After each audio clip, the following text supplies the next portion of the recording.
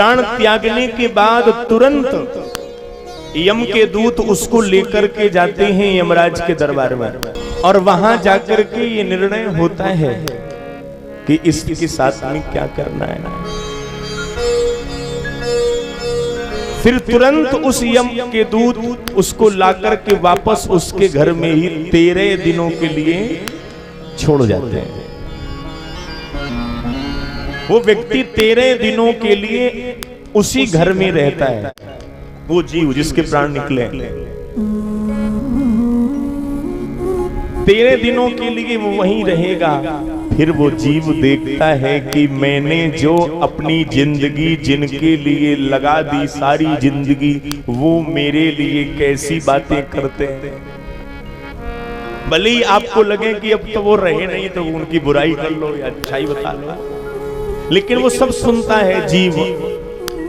कोई मेरी याद में रो रहा है, ये भी वो देखता है। कोई मेरे लिए ऐसा कह रहा है, वो भी देखता है। आप क्या कर रहे हैं उन 13 दिनों में, वो जीव वहां उपस्थित रह करके देखता है। और उन 13 दिनों में अगर उसके क्रियाक्रम को हम लोगों ने सही किया तो उसको भोजन भी मिलता है। फिर जाकर के वो जीव 13 दिनों के बाद में घर को छोड़ता है, और छोड़ करके कहां पहुंचता है? यमराज के वेटिंग लिस्ट, जिसको कहते हैं पितरलोक। कौन सा लोक? पितरलोक। और पितरलोक माने वेटिंग एरिया, जहां पर जीव यमराज के सामने जाकर के निर्णय सुनेगा, फैसला क्या होगा, आगे क्या बनना है, कहां जाना है, किस योनि में जाना है। तो यमराज के पास में कितने लोग मर रहे हैं, तो सबके लिए तुरंत तो फैसला है नहीं। तो वो कहां रहता है जीव?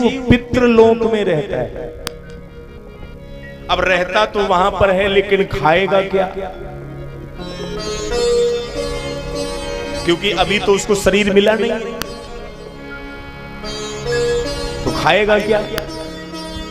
तो जीव के अपने जब उसको जो पिंड दान करते हैं 13 दिनों में, तो उसी का भोजन होता है। गरुड़ पुराण सुना होगा आपने, जो पुराण भगवान विष्णु बोले हैं और गरुड़ जी ने सुना है। जो हमको जीते सुन लेना चाहिए, वो मरने के बाद सुनाया जाता है। ये विडंबना है। जीव के साथ क्या क्या होता है गरुड़ पुराण में विस्तार से वर्णन है।